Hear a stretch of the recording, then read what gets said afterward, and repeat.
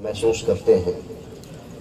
قرآن مجید کا سورہ مبارکہ شورا اس کی آیت نمبر 23 کے ایک حصے کو آپ کی سماعتوں کی نظر کیا ہے، جس میں اللہ رب العزت ارشاد فرما رہا ہے قُلْ لَا أَسْأَلُكُمْ عَلَيْهِ أَجْرًا إِلَّا الْمَوَدَّةَ فِي الْقُرْبَى۔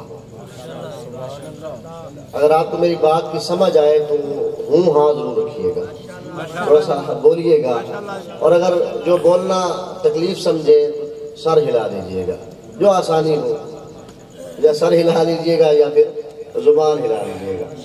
سر ہلائیں گے تو بھی عبادت ہے، کیونکہ ذکر حسین میں بیٹھے ہو، اور ذکر حسین کے لیے نوادر الاحادیث کتاب کے اندر حدیث میں لکھا ہے کہ حضرت امام جعفر صادق علیہ السلام نے ارشاد فرمایا حسین کے عزادار کا مقام کیا ہے؟ حسین کا عزادار کم مقام والا نہیں، میں کہتا ہوں جو حسین کا عزادار ہوتا ہے وہ بہت بڑا ذمہ دار ہوتا ہے۔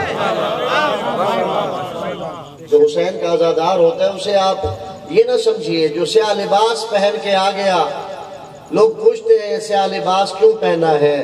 میں کہتا ہوں جیسے حج اور عمرے کے لیے جاتے ہو وہاں احرام حج یا احرام عمرہ باندھتے ہو، میں کہتا ہوں جب عزاداری حسین کے لیے آتے ہیں حج اور عمرے کے لیے احرام حج و عمرہ ہوگا، حسین کی عزاداری کے لیے احرام عزا ہوگا۔